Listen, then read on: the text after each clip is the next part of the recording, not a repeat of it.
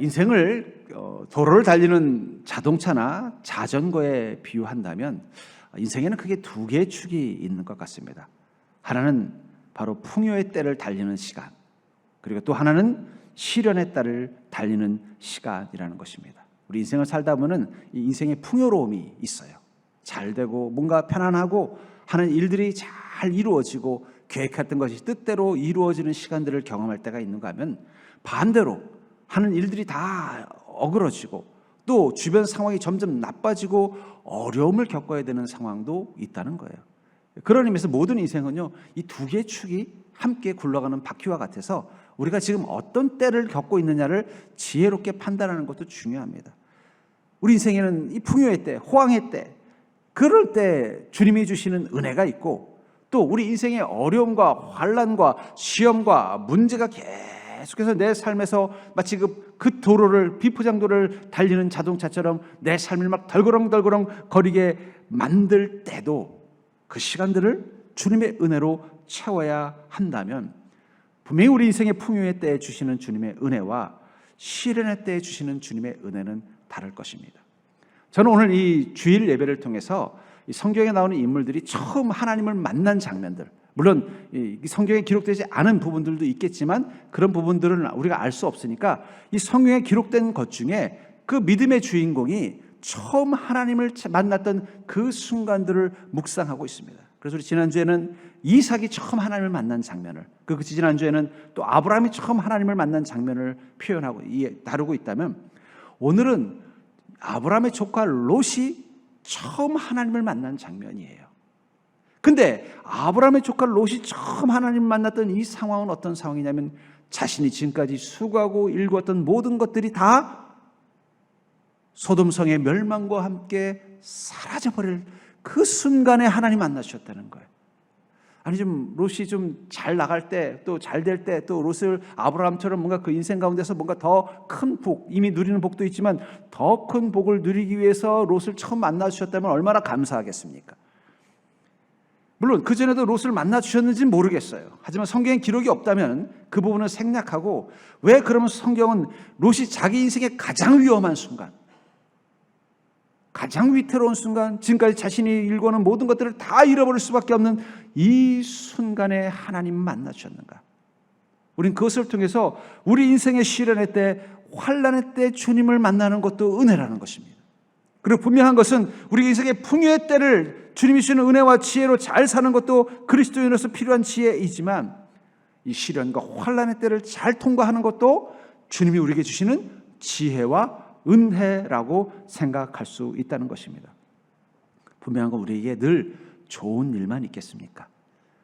마치 고속도로를 달리는 것처럼 막 시원하게 달릴 때도 있지만, 비포장도로를 달릴 때처럼, 혹은 그 러시아워에서 정체된 길을 제대로 나가지 못하고 멈칫 갈 때처럼, 혹은 가다가 갑자기 짙은 안개를 만나서 길을 잃어버리고서 접촉사고가 나서 그 자리에 멈춰선 자동차처럼 우리 인생의 문제가 될 삶을 멈출 때도 경험할 거라는 거예요.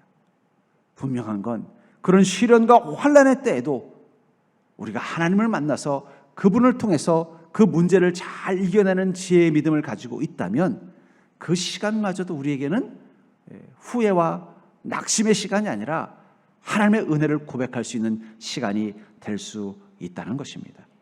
그런 의미에서 그리스도인은 고난의 때에도 하나님의 은혜가 임하는 인생입니다. 그렇다면 우리 인생의 고난의 때, 시련의 때, 그 환난의 때 우리가 경험하는 하나님은 어떤 하나님일까요? 저는 이 롯이 자신의 모든 재산을 다 잃어버리는 이 소돔성의 멸망의 시간에 하나님을 만난 이 경험을 통해서 우리가 그때 만나는 하나님은 어떤 하나님이며, 그때 만난 하나님 우리에게 어떤 은혜를 주시는지를 여러분들이 발견하고, 여러분들 삶 가운데 설령 어려움이 오더라도, 롯과 같은 일은 일어나지 않을 수도 있지만 어려움과 문제가 있더라도 그 속에서 하나님을 찾아 발견하는 믿음이 되기를 주의 이름으로 간절히 축복합니다. 먼저 알 수 있는 것은 심판의 입구에서 만나주시는 하나님이 바로 우리의 하나님이라는 거예요. 심판의 입구에서 나를 만나주시는 하나님이 바로 우리의 하나님이라는 것입니다. 본문 1절을 보면은 저녁 때 두 천사가 소돔에 이르니 마침 롯이 소돔 성문에 앉아 있다가 그들을 보고 일어나 영접하고 땅에 엎드려 절하며. 마침 이 롯은 소돔 성문 바깥에 있었다라고 말하고 있습니다. 그때 마침 천사들이 들어오는 것을 보고 그 천사들을 영접했다라고 말하고 있어요. 근데 이 성문에 앉아 있다라는 성경의 이 표현들은 그냥 우연히 성문에 앉아 있는 게 아닙니다. 왜냐하면 이 성문에 앉아 있다는 것은 아무나 앉아 있을 수 있는 게 아니에요. 이 성문의 성은 성지기가 지키고 있습니다. 그러니까 성문을 지키는 문지기가 아니라면 거기에 감히 앉아 있을 수 있는 사람들이 없는 거예요. 또 대부분의 사람들은 성문에 앉아 있을 여유가 없죠. 자기 일을 해야 되고 애를 써야 되는 것입니다. 근데 이 롯이 이 소돔성에 살고 있는 롯이 성문에 앉아 있었다는 것은 그가 지도자의 위치에 있었다는 것을 뜻하는 거예요. 그래서 구약 성경에 보면은 그러니까 성문에 앉아 있었다라 하면 이 사람은 그 성의 지도자급에 해당되는 사람이구나 라는 것을 알 수 있다는 것입니다. 근데 그가 분명히 이 성문에 앉아 있다는 표현을 통해서 아마 롯은 소돔성의 지도자급의 위치에 있다라는 것을 알 수 있는데 정작 그럼에도 불구하고 롯은 그 사람들에게 소돔성 사람들에게 지도자로 인정을 받지 못한 것 같아요. 그걸 알 수 있는 것은 바로 9절입니다. 그들이 이르되 너는 물러나라. 또 이르되 이 자가 들어와서 거류하면서 우리의 법관이 되려 하는도다. 롯이 천사들을 자기 집으로 초청을 했습니다. 근데 천사가 온 것을 동네의 불량배들이 본 거예요. 그리고 그냥 불량배들과 사람들이 와서 그 천사를 달라고 욕을 하는 것입니다. 그 순간 롯은 거절을 합니다. 거절하자 갑자기 사람들이 태도를 돌변해서 뭐라고 말하냐면 아니 이방인을 우리가 데려와서 우리가 같이 살게 해줬더니 자기가 마치 우리들의 대장쯤 되는 줄 아나 봐 하면서 이제는 롯을 해치려고 하더라는 거예요. 아니 성문 앞에 있었던 롯, 어떻게 해서 롯이 성문 앞에서는 이 소돔성의 지도자가 됐을까 하는 것은 아마 어쩌면 그의 삼촌 아브라함의 공이 클 것 같아요. 바로 이전에 이 소돔성은 그들의 적과 전쟁을 치르게 됩니다. 근데 그만 그 전쟁에서 소돔성이 패해요. 패하면서 이 소돔성에 있는 재물과 소돔성 사람들이 다 포로로 끌려간 상황에서 아브라함이 자신의 군대를 이끌고 와서 이 적들을 물리치고 소돔성 사람들을 다 건져줍니다. 그 중에 롯도 있었던 거예요. 그러니까는 아브라함의 공이 크죠. 만약에 그 일을 해서 만약에 어려움을 겪었으면 소돔성은 엄청난 어려움을 겪었을 텐데 그 순간 아브라함이 소돔성 사람도 아닌 아브라함이 와서 어떻게 하는 거예요? 자기들을 도와줬기 때문에 아마 아브라함의 면목을 봐서라도 이 롯을 자기 소돔성 사람으로서 지도자로 이방인임에도 불구하고 지도자로 세워줬던 것 같습니다. 그리고 이 롯은 또한 사위를 그 소돔성 사람들을 사위로 둔 걸로 봐서는 이제 그 사람들과 하나가 되려고 노력을 했던 것 같아요. 그럼에도 불구하고 롯은 그들과 함께 있는 것이 편하지 않았던 것 같습니다. 그가 왜 그 안에 있지 않고 바깥에 있었을까? 물론 지도자여서 그럴 수도 있겠지만 또 하나는 뭐냐면 그 안에 있는 것이 너무 답답했던 거예요. 어쩌면 롯은 비록 이 소돔성 사람들에 의해서 장로급으로 지도자로 인정을 받아서 그들과 함께 있었지만 롯은 그들의 행동들이 마음에 들지 않았을 것입니다. 그들이 죄를 짓고 악을 행하고 하나님께서 심판을 내리실 정도로 결심할 만큼이라면 소돔성 사람들이 얼마나 음란하고 악을 행한 자들이었겠어요. 롯은 보다 못해서 끊임없이 그들의 잘못에 대해서 꾸짖었을 것입니다. 자기를 그냥 자기 그 소돔성 시민으로 이렇게 받아준 것만 해도 고마운데 거기다 이제는 자기들의 지도자로 세워졌으면요 어떻게 해야 돼요? 너희들이 옳다 그러고 뭐 있으면은 뭐 좋은 일 하라고 막 좀 돈도 좀 쓰고 또 일부러 또 그 소돔성에 좀 힘 있는 사람들을 데려다가 식사도 접대도 하면서 또 비유도 맞춰주고 영주한테 가서 또 당신이 옳다고 칭찬도 해주고 또 청년들은 데려다가 또 으쌰으쌰도 해주고 이러면서 자기가 맞춰주려고 노력을 해야 되는데 아마 롯은 그렇게 하지 않은 것 같아요. 자기가 지도자가 되는 순간 가서 아니 이건 잘못된 것 같습니다. 이건 선하지 않은 것 같습니다. 이건 악한 것 같습니다. 계속 얘기를 하니까 아브라함 롯의 체면을 봐서 지도자로 세워졌지만 마음에 들지 않았던 거예요. 그러니까는 이 롯이 천사들을 보호해 주려고 하는 순간 태도를 돌변해서 어떻게 해야 돼요? 오히려 롯을 해치려고 한 것입니다. 그 시간 동안 롯은 또 어떤 마음이었겠어요? 왜 그러면 롯은 편안하게 아이고 그래 당신들이 옳다. 나도 이제는 소돔 사람이니까 로마에 가면 로마법을 따르라고 했는데 나도 이제 소돔성 사람처럼 행동하고 살아야지. 그들의 문화와 그들의 가치관에 적응만 하면 좋은데 왜 못했을까요? 왜냐하면 그는 그리스도인이기 때문이에요. 그의 안에 복음이 있기 때문입니다. 그는 말씀의 진리를 가진 자라는 거예요. 그것이 그 죄로 가득한 소돔 사람들의 생각과 가치관을 도저히 받아들일 수가 없었던 거예요. 소돔성에 머물면 머물수록 그 시간들이 너무 낯설고 힘들었던 거예요. 제가 이 고등학교 때 저는 어릴 때부터 한 마을에서 자랐기 때문에 이 동네에 또 오랫동안 뭐 초등학교 때부터 보던 얼굴들이 있죠. 그래서 또 같은 고등학교를 다니는 친구들도 있었어요. 그러다 지금 시간이 지나서 우연히 이제 한 동창을 만났더니 자기가 이 지역에 자기 동창들하고 같이 모임을 하는데 너 좀 와라. 그래서 한번 만났어요. 한 10년 넘게 서로 연락이 끊어졌다가 만난 것입니다. 만나서 같이 동창들하고 만나서 얘기를 하는데 도대체 대화가 하나도 재미없는 거예요. 왜냐하면 얘네들은 모여가지고 하는 얘기 보니까 술 얘기, 아직 이제 30대 초반이니까 술 얘기, 돈 얘기, 노는 얘기, 뭐 이런 거밖에는 관심이 없는 거예요. 그래서 야 너도 좀 한마디 해봐. 그러면 제가 또 그 당시 때 이제 이미 이제 신학을 공부하고 이제 목회자의 길을 가니까 좀 거룩한 얘기, 선한 얘기, 진리 얘기하면 또 지들끼리 듣다가 말고 지들끼리 막 떠들면서 이제 얘기를 하는 거예요. 그게 재미가 없는 거예요. 저도 그래서 결국 몇 번 모임에 오라 그래서 갔다가 그냥 저도 모르게 안 갔어요. 안 갔더니 그다음부터 연락도 안 하더라고요. 지들도 불편했나 봐요. 아이 저거 목사가 되더니 영 재미없어서 못 어울리겠다고 했나 봐요. 오면 괜히 잔소리나 하고 안 되겠다 했나 봐요. 근데 그들하고 제가 어릴 때 불편했던 사이가 아니에요. 같은 동네에서 뭐 구슬치기 하고 딱지치기 하면서 친하게 지나고 그때는 서로 편했는데 내가 예수님을 만나고 나니까 그들과 함께 있는 게 불편해지더라는 거예요. 여러분들 우리가 예수 그리스도를 구주로 영접하고 복음을 받아들이고 믿음을 갖는 순간 이 세상은 낯선 것이 당연한 것입니다. 아무리 그 소돔성 사람들이 자신을 롯을 받아주려고 그 딸들을 자기들의 또 며느리로 삼고 또 롯을 또 그 소돔성의 또 높은 지위를 주고 했어도 여전히 롯은 그들이 낯설고 불편할 수밖에 없어요. 왜냐하면 롯의 마음에는 하나님의 말씀과 하나님을 믿는 신앙이라는 의인의 심령이 있었기 때문이라. 그러니까 여러분들 우리 그리스도인이 이 세상이 나는 세상이 너무 잘 어울리고 적응도 잘 되고 살만하다면은 그건 둘 중에 하나예요. 세상이 천국이 됐거나 우리가 어느 순간 그리스도인의 정체성을 잃어버린 거예요. 롯의 아내는요 너무 적응을 잘한 것 같아요. 성 밖에 롯이 혼자 있었어요. 롯의 아내는 어디가 있는지 모르겠습니다. 어디 개모임을 나갔는지 아니면 소돔성 아줌마들하고 어디 캬바레를 갔는지 잘 모르겠지만 그게 너무 좋아가지고 그냥 밤늦게 들어오고 아마 사윗감들도 보면 롯의 아내가 고집해서 소돔성 사위를 뒀을 거예요. 근데 롯은 너무 납설한 거예요. 이 시간이 이 소돔성 안에 있는 게 너무 낯설은 거예요. 분명히 소돔성 사람들은 자기를 좋아하고 존중해주고 자기들과 한 가족이 되려고 하고 또 심지어는 자기를 이제 온 지 얼마 되지도 않은 자기를 지도자로 세워줬으니까 충분히 그들이 나를 좋아하는 이유가 있고 나도 그들을 좋아할 수 있는데 그들과 함께 있는 게 낯설은 거예요. 왜냐하면 내 안에 있는 진리가 그들의 죄와 악을 도저히 용납할 수 없기 때문입니다. 여러분들 우리 그리스도인은요 세상이 낯선 게 정상입니다. 특별히 세상이 점점 악해져 갈수록 세상이 점점 더 죄와 욕망에 사로잡혀 갈수록 우리는 세상이 낯선 게 정상이에요. 불안해지는 거예요. 불편한 거예요. 그런 심령을 가지고 있기 때문에 우리는 하나님을 만날 수 있는 것입니다.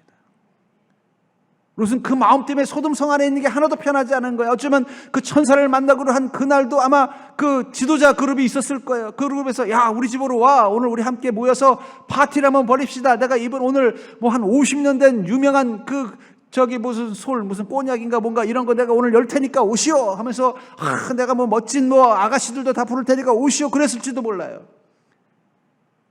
근데 롯은 그때 미안하지만 내가 오늘 바쁜 일이 있어서 거절해놓고 어디 나온 거예요? 그곳이 너무 숨막혀서 성 밖에 나온 거예요.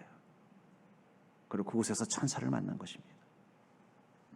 여러분들 우리가 사는 이 세상이 불편하고 낯선 건 정상적이에요. 왜냐하면 세상이 천국이 아니기 때문에 점점 세상이 악해져 가면 악해져 갈수록 우리는 세상이 너무 불편해집니다.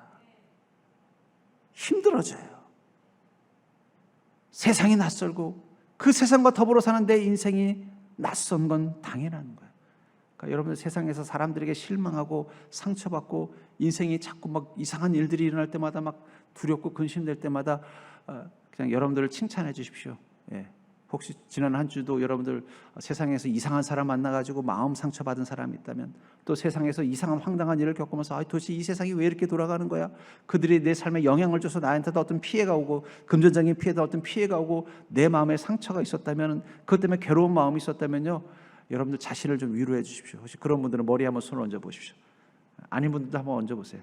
너 지금 잘 살고 있어.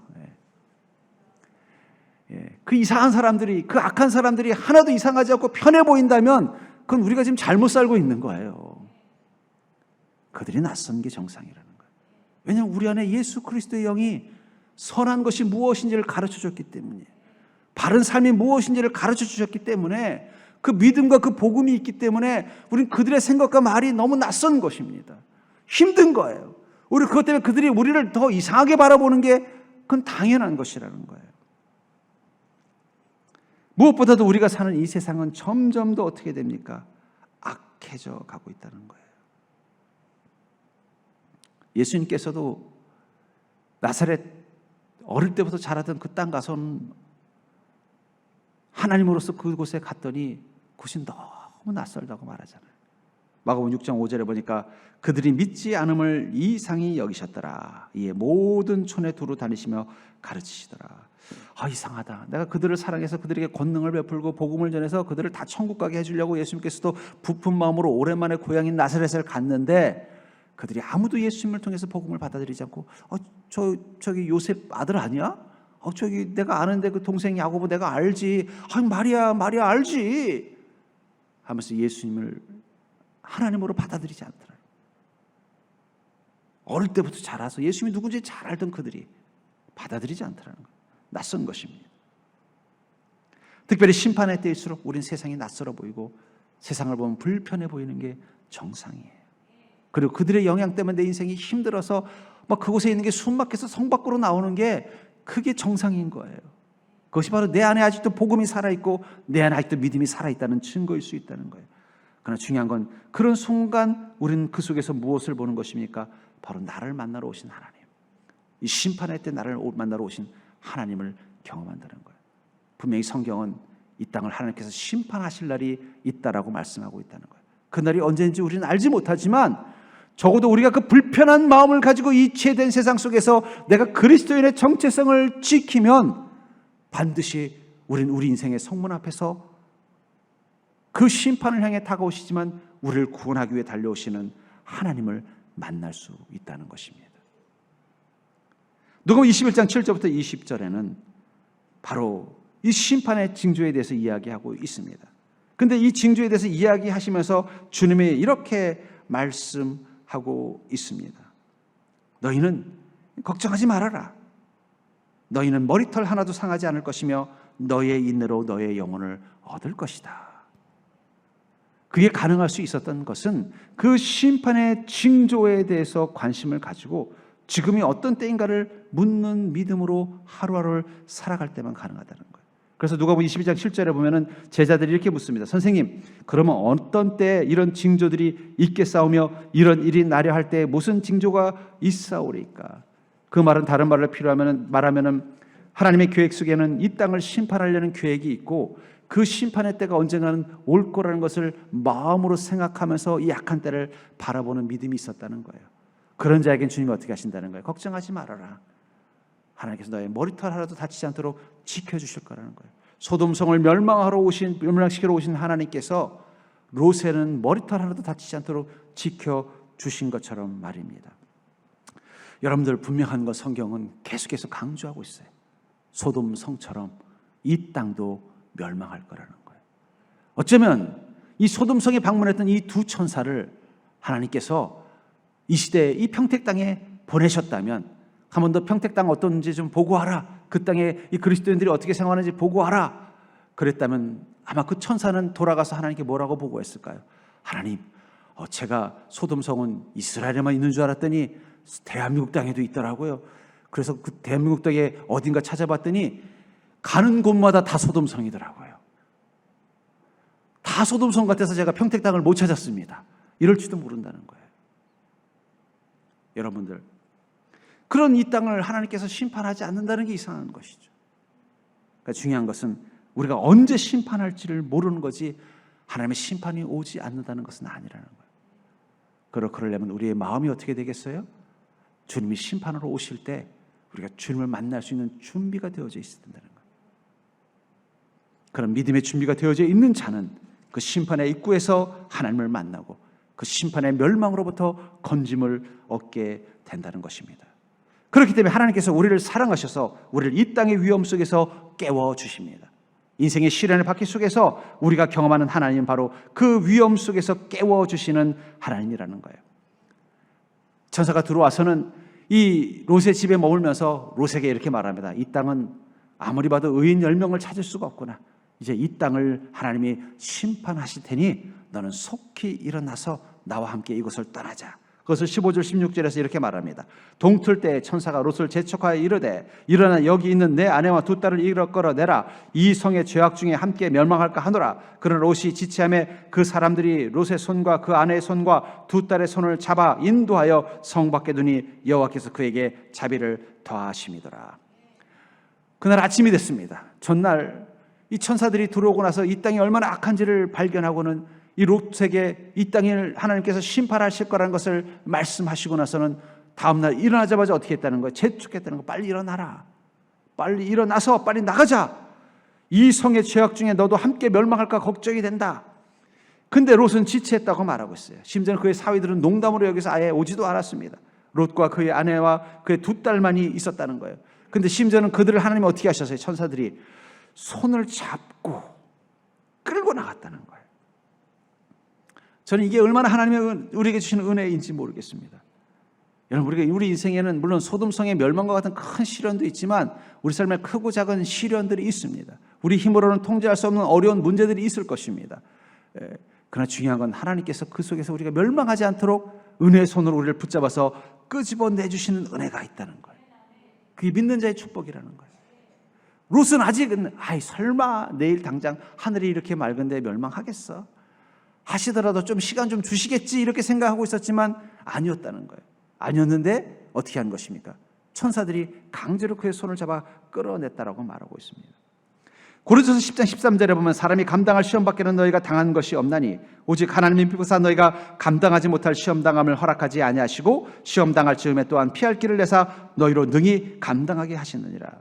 하나님 우리 인생을 지키실 때 특별히 인생의 시련의 수레바퀴가 굴러가는 시간들처럼 우리 인생의 문제와 어려움과 환난이 가득할 때 그것이 또한 우리 자신의 잘못도 있지만 이 땅의 죄와 악으로 인하여 그 영향력과 여파가 내 삶에도 미치는 지금과 같은 때 그런 때 하나님은 어떻게 하신다는 거예요? 우리를 은혜의 손으로 붙잡아서 그 속에서 함께 멸망당하지 않도록 그 속에서 함께 절망으로 쓰러지지 않도록 붙잡아 주시고 인도해 주신다는 거예요. 시험당할 쯤에 또한 피할 길을 내사. 하나님은 롯을 사랑하셔서 그가 이 소돔성과 함께 멸망하지 않도록 강제로 그의 손을 붙잡아서 끄집어냈다는 것입니다. 전 그런 의미에서 여러분들 하나님께서 우리에게 주시는 여호와 이레는 두 가지라고 생각해요. 은혜 때 주시는 여호와 이레가 있어요.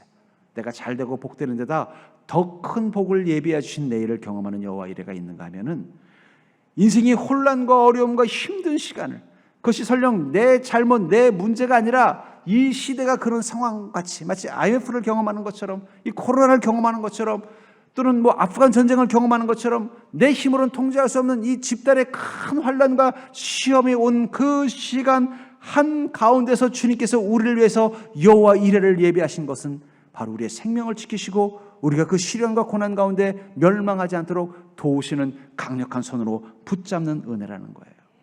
그래서 시편 57편 1절에 보면 이렇게 말하고 있습니다. 하나님이여 내게 은혜를 베푸소서 내게 은혜를 베푸소서 내 영혼이 주께로 피하되 주의 날개 그늘 아래에서 이 재앙들이 지나가기까지 피하리이다. 여러분들 세상의 환난과 문제와 고통이 가득한 시대 그 시대 가운데 하나님이 내게 베푸시는 가장 큰 은혜는 무엇일까요?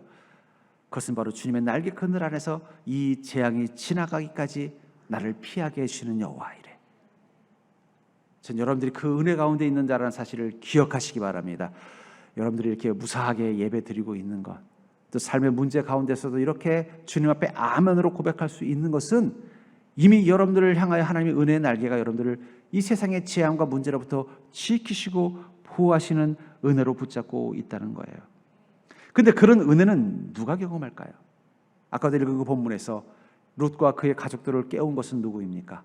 천사입니다. 만약에 천사들이 롯의 집에 머물지 않고 다른 데 머물렀다면 어쩌면 그 이른 아침 깨우지 않았을 수도 있어요.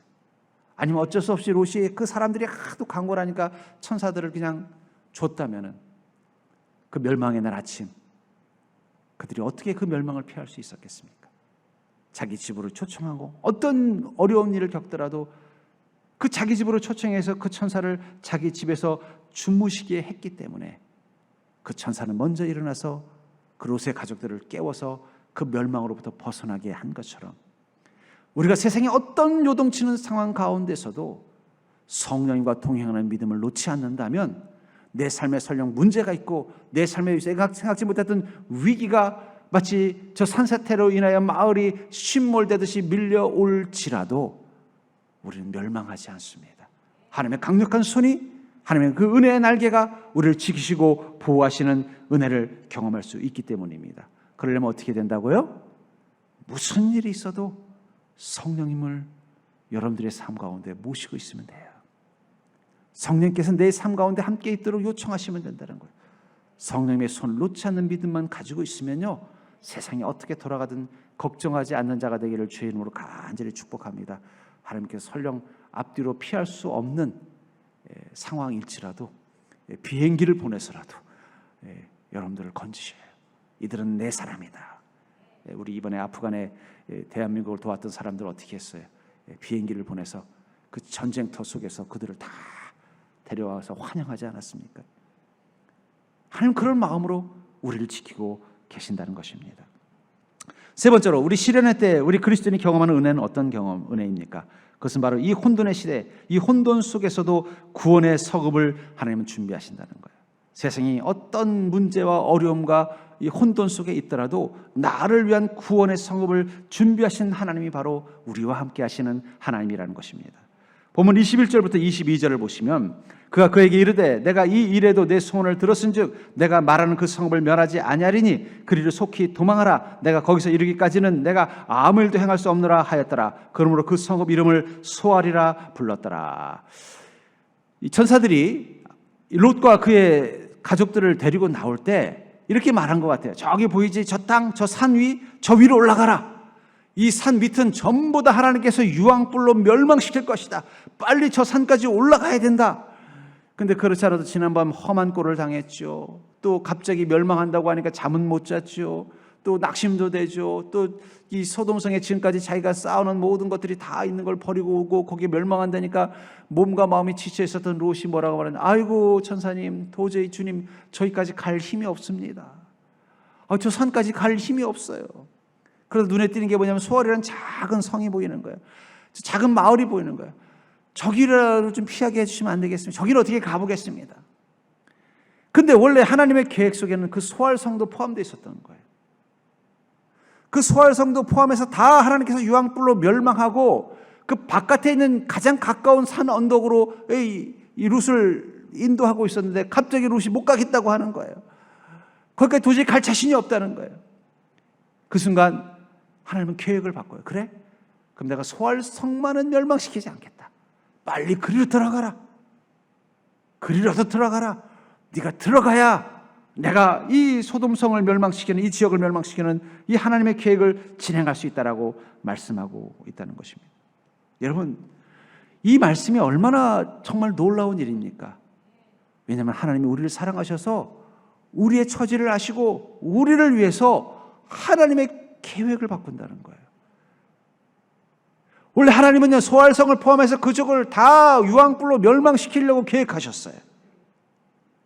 근데 롯이 도저히 갈 수 없다고 말하시니까 그 소알성만은 멸망의 계획에서 예외로 해주셨다는 거예요. 계획을 수정한 거예요. 여러분, 계획을 바꾼다는 것은 불완전한 존재만 하는 거예요. 지혜가 부족하든 경험이 부족하든 부족한 사람이 계획을 바꾸는 거지 완전한 존재는 계획을 바꾸지 않습니다. 하나님은 완전하신 분이에요. 하나님은 계획한 대로 다 이루시는 이유는 뭐냐면 고집이 세서 그런 게 아니라 한 번 한 번 끝까지 하는 스타일에서 그런 게 아니라 하나님은 완전한 분이기 때문에 더 나은 계획이 없기 때문에 그 계획대로 하시는 거예요. 그런 하나님이 계획을 왜 바꾸셨다는 거예요? 그건 불완전한 계획이라서가 아니라 그 안에 누가 있기 때문입니까? 불완전한 그리스도인이 있기 때문이라는 거예요. 이게 얼마나 은혜가 됩니까? 하나님 우리의 연약함을 아십니다. 우리의 불완전함을 아십니다. 우리의 죄와 허물도 아십니다. 우리 자신의 어리석음도 아십니다. 아시기 때문에 하나님의 계획 속에서는 우린 당연히 멸망되고 끝날 수밖에 없지만 하나님은 그 계획을 바꾸셔서 우리에게도 구원을 주신다는 거예요. 내가 잘못해서 문제가 생겼고 내가 잘못해서 어려움을 겪더라도 하나님은 어떻게 하신다는 거예요? 내가 말했지, 너 이러면 벌 받는다고, 넌 맞아도 싸다, 이렇게 하지 않는다는 거예요. 아유, 이 모질이야. 제가 어제 금요일 날도 얘기했습니다. 모질이. 그리스도인들은 다 모질이에요. 모질이기 때문에 어떻게 하신다는 거예요? 화를 내시면서도 계획을 수정하시더라고요. 우리를 구원하시기 위해서. 하나님이 행하신 이 수정된 계획 중에 가장 위대한 계획은 바로 예수 그리스도입니다. 예수 그리스도가 이 땅 가운데 오시기 이전 하나님의 계획은요, 이 땅의 모든 인간들을 멸망시키는 거였어요. 그래서 요한복음 3장 16절에 뭐라고 말하고 있습니까? 하나님이 세상을 이처럼 사랑하사 독생자를 주셨으니 이는 그를 믿는 자마다 멸망하지 않고 영생을 얻게 하려 하심이라. 원래 하나님의 계획은요, 인간의 죄가 너무 악해서 이 땅을 멸망시키는 거였어요. 2000년 전에 이 땅은 이미 하나님의 계획 속에 멸망이었는데 그 속에 하나님의 계획을 수정한 게 하나 있습니다. 바로 예수 그리스도라는 거예요. 누구든지 그를 믿는 자마다. 결국 예수 그리스도가 우리의 소활성이 된 거예요. 사람들은 그럽니다. 꼭 예수 믿어야만 천국 갑니까? 예수 믿어야만 구원받습니까? 왜 꼭 예수님만 믿어야 됩니까? 라고 말하지만 아니에요. 그 말은 뭐가 같냐면 꼭 소활성이어야만 됩니까? 우리가 저 심판의 바깥까지 나갈 능력이 되지 않기 때문에, 우리의 의지와 우리의 선함으로는 구원받을 자격이 되지 않기 때문에 하나님께서 어떻게 하신 거예요? 그럼 네가 할 수 있는 게 뭐냐? 제가 할 수 있는 건요, 그냥 예수님을 믿는 거, 그건 할 수 있습니다. 그래? 그럼 너 예수 믿으면 내가 구원받게 해줄게. 그게 은혜라는 거예요. 왜 우리가 예수 그리스도를 믿어야 되는가? 그것도 못하면 이제 우리는 구원받을 방법이 없는 거예요. 우리의 힘으로는 이 심판의 이 영역 울타리를 벗어날 수 없기 때문에, 로처럼. 아이고, 내 힘으로는 도저히 벗어날 수 없습니다. 저 산까지 못 올라갑니다. 그래서 하나님이 그 심판의 큰 그 소돔 지역 한 구석기에 남아있는 그 소활성만은 하나님 구원의 그 지역으로 도피성으로 만들어주신 것처럼, 왜 우리가 예수 그리스도를 믿어야 되는가? 예수 그리스도를 믿는 믿음마저 없으면 이 땅은 다 멸망할 것이기 때문에. 그러니까 여러분들, 우리가 예수님 안 믿어도 구원받을 수 있는 자였으면 굳이 하나님이 인간으로 이 땅에 오셔서 십자가 달리실 이유가 없어요. 하나님이 이리도 해보고 저리도 해보지만 도저히 자신의 선함과 자신의 의로는 구원받을 자격이 안 되기 때문에 하나님께서 계획을 수정한 거예요. 그러면 내가 소활성을 하나 준비하겠다. 누군지 예수 그리스도를 믿는 믿음만 있으면 네가 그들은 심판과 멸망으로부터 자유함을 주겠다라고 약속하셨기 때문에 마치 룻과 그의 가족들이 소활성으로 들어가는 것처럼 들어가는 거예요. 그러면서 이 천사들이 이렇게 말하죠. 그리로 속히 도망하라. 내가 거기 이르기까지는 내가 아무 일도 행할 수 없노라. 왜 하나님이 이 땅이 이렇게 악한데, 이렇게 어리석은데 왜 하나님 도대체 뭐하고 계십니까? 뭐하고 있냐면, 하나님이 지금 뭐라고 말씀하시냐면 속히 들어가라. 그렇지 않으면 내가 아무것도 할 수 없다는 거예요. 이 롯을 막 재촉하는 건데, 빨리 좀 들어가라. 빨리 가라. 지금 하나님께서 지금 유황불을 좀 내리려고 지금 하늘 위에다 벌써 마치 먹구름에 비수다를 준비하는 것처럼 준비해 놓고 있는데, 네가 지금 소활성 안으로 안 들어가서 지금 주님이 지금 막고 계신 거다. 네가 발을 소활성에 넣는 순간 이 땅은 유황불로 인하여 완전히 초토화될 것이다 라고 말씀하고 있다는 거예요. 왜 하나님께서 이 땅을 이렇게 죄와 악이 가득한 소돔보다 더한 시대가 됐음에도 불구하고 아무것도 하지 않느냐? 누구 때문일까요? 그리스도인 때문이에요. 그리스도인이라고 불리지만 여전히 소활성 안에 발을 디디지 않은 롯처럼 완전히 예수 그리스도를 구주로 영접하지 않은 믿음들이 있습니다. 오랫동안 교회를 다녔지만, 기독교인이라고 말하지만 복음이 무엇인지를 깨닫지 못하고 예수 그리스도를 온전히 영접하는 믿음을 경험하지 않은 사람들은 아직 소활성 안에 발을 딛지 못한 롯과 같은 사람들이라는 거예요.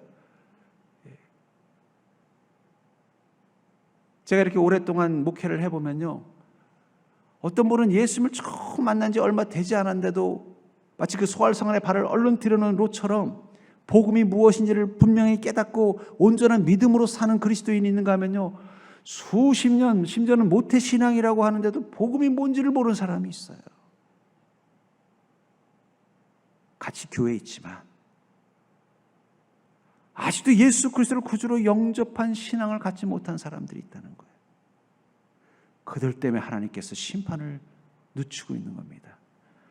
제가 그래서 처음에는 그런 분들 보고 속상했는데 이 본문을 묵상하면서 은혜를 받았어요. 아, 그분들 때문에 우리가 지금 멸망하지 않고 살고 있구나.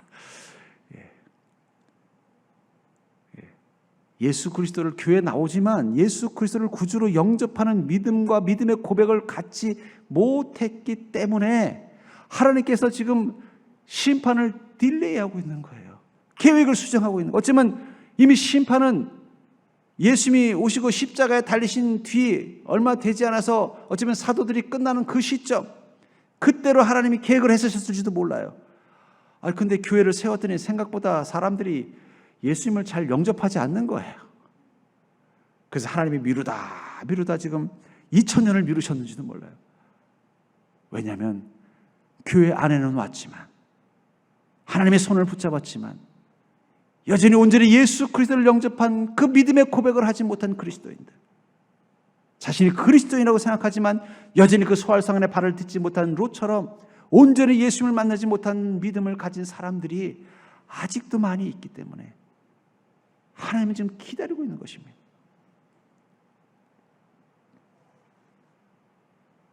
전 그런 의미에서 여러분들, 주님은 지금 막 속이 타 있어요.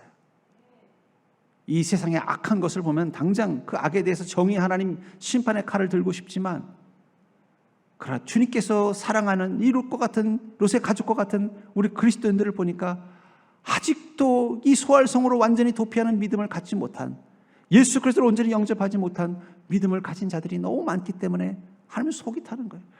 그래서 목사인 저 같은 목사들만 맨날 뭐라고 그래요. 너 좀 뭐 하고 있냐? 정신 차리고 좀 빨리 가서 좀 제대로 믿게 좀 만들려고. 근데 우리 성도님들 이렇게 제대로 믿게 만들려고 보면요, 맨날 바쁘시고 다른 데 관심이 더 많으시고, 마치 뒤를 돌아보는 롯의 아내처럼 여전히 세상을 보면서 미래를 버리지 못하고, 저만 혼나고 있습니다. 저만. 목회자들만 좀 혼나고 있어요. 하나님한테. 분명한 것은 세상이 어떤 상황이라도 하나님은 우리를 구원할 성읍을 준비하셨다는 거예요. 우리에게 예수 그리스도는 바로 우리를 이 어떤 상황, 어떤 문제, 어떤 심판의 시간 가운데서도 나를 지키시고 구원하시는 하나님의 사랑의 결정체가 바로 예수 그리스도라는 것입니다. 그래서 디모데후서 3장 15절에는 또 어려서부터 성경을 알았나니 성경은 능히 너희로 하여금 그리스도 예수 안에 있는 믿음으로 말미암아 구원에 이르는 지혜가 있게 하느니라. 혼돈의 시간, 시련의 시간, 그 시간들을 경험하고 있는 그리스도인들이 그 시간 가운데서 가져야 되는 지혜는 바로 하나님의 말씀을 믿는 믿음, 예수 그리스도를 믿는 믿음으로 그 시간을 통과할 때 성령의 손이 우리를 붙잡아서 그 심판이 아니라 구원으로 인도하시는 은혜를 누리는 시간이 된다는 것입니다. 그리고 그런 의미에서 그리스도인은 바로 영혼을 구원함에 이르게 하는 믿음을 가진 자입니다. 그런 우리를 향해서 이렇게 말하죠. 히브리서 10장 37절부터 39절에 보면 잠깐 후면 오실 이가 오시리니 지체하지 아니하시리라. 하나님께서 지난 2000년간 심판의 때를 미루셨다면 그건 더 급박하게 올 수 있다는 거예요. 어쩌면 성경에서 보면 우리 사도 요한이나 곧 종말이 올 것처럼 선포하고 있잖아요. 예수님도 뭐라고 말씀하셨어요? 회개하라, 천국이 가까웠느니라. 그때가 도적같이 오겠다고 말씀하셨는데 2000년이 지났다는 얘기는 하나님께서 우리를 구원하시기 위해서 계속해서 그 심판의 시간대를 미루어오신 시간이라면, 그렇다면 그건 이제 더 긴급해졌다는 걸 뜻하는 거예요. 2000년을 기다려주셨으면 됐지 얼마를 또 기다릴지 우리가 더 알겠어요. 그렇다면 그 시간 속에서 우리는 무엇을 해야 되냐? 잠깐 후면 오시리가, 오시리니 지체하지 아니하시리라. 이 말을 믿는 믿음이 있다면 나의 의인은 믿음으로 말미암아 살리라. 또한 뒤로 물러가면 내 마음이 그를 기뻐하지 아니하리라 하셨느니라. 우리는 뒤로 물러가 멸망할 자가 아니요 오직 영혼을 구원함에 이르는 믿음을 가진 자니라. 우리는 믿음을 가지고 저 천국을 향해 성령의 인도하심을 따라 앞으로만 가야 돼. 롯의 가족들이 소돔성을 나와서 소알성으로 들어가는 그 시간, 그만 롯의 아내는 고개를 뒤로 돌렸습니다. 어쩌면 천사가 그녀의 손을 붙잡지 않았다면 그녀는 고개만 뒤로 돌린 게 아니라 온 몸을 뒤로 돌렸을지도 몰라요. 아니, 온 몸을 뒤로 돌렸을 뿐만 아니라 천사가 손을 잡고 있지 않았다면 다시 소돔성으로 뛰어들어가면서 여보, 나 거기다 놔둔 거 놓고 못 와. 난 그거 포기해. 난 당신 말을 믿을 수 없어. 난 저 이방인 나그네들의 말을 믿을 수가 없어. 난 거기 있는 거 놓고 못 와. 그리고 되돌아갔을지도 몰라요. 결국 어떻게 됩니까? 롯의 아내는 소금 기둥이 되어버려요. 우리는 뒤로 물러나면 안 돼요. 주님께서 우리를 붙잡아 주시다면, 그리고 예수 그리스도라는 십자가를 보여주면서 저기 보이지? 저기로만 가면, 그리스도 안에만 있으면 너는 생명을 구원하고 너는 주님이 멸망과 심판으로부터 벗어날 수 있다고 말씀하셨다면 우린 뒤돌아보지 않고 주님 안에서 믿음으로 나가야 됩니다. 뒤돌아보고 뒤로 물러서는 순간 세상의 멸망과 우리는 함께 있게 된다는 거예요. 저는 문득 그 생각을 해봤습니다. 뒤돌아봐서 소금기둥으로 변한 그 롯의 아내, 예수님께서 다시 이 땅 가운데 오셔서 심판을 준비하실 때 먼저 행하는 일은 이 땅의 모든 영혼들을 부활하시게 하신 겁니다. 분명히 그때 소금으로 변했던 롯의 아내도 다시 육신으로 부활할 거예요. 그럼 그 부활한 그녀는 하나님께서 어떻게 하실까? 멸망의 부활일까? 아니면 영생의 부활일까? 저는 하나님께서 그녀에게 자비를 베풀어 주기를 원합니다. 비록 끝까지 온전한 믿음 지키지 못하고 뒤돌아보는 믿음 때문에 결국은 그 멸망 속에 함께 소금 기둥이 되어버렸지만 하나님께서 다시 부활케 하실 때 그녀에게 한 번 더 자비를 베풀어 주셨으면 좋겠어요. 그래서 여러분들, 우리가 우리 인생을 그런 가능성에 열어놓으면 안 되죠. 안 베풀어 주시면 어떻게 해요? 우리는 확실해야 됩니다. 롯처럼 하나님의 손을, 성령의 손을 끝까지 붙잡고 주님께서 약속하신 그 구원의 소활성인 예수 그리스도와 그분의 십자가를 향해서 날마다 나아가는 믿음의 걸음을 멈추셔서는 안 돼요. 세상은 점점 멸망을 향해, 심판을 향해 가고 있습니다. 그 사실을 기억하시고 여러분들과 함께 계신 성령의 손을 붙잡고 여러분들의 마음 가운데 주신 주님의 말씀을 따라서 하루하루 천국을 향해 나아가는 걸음을 멈추지 않는 복된 자가 되기를 주의 이름으로 간절히 축원합니다.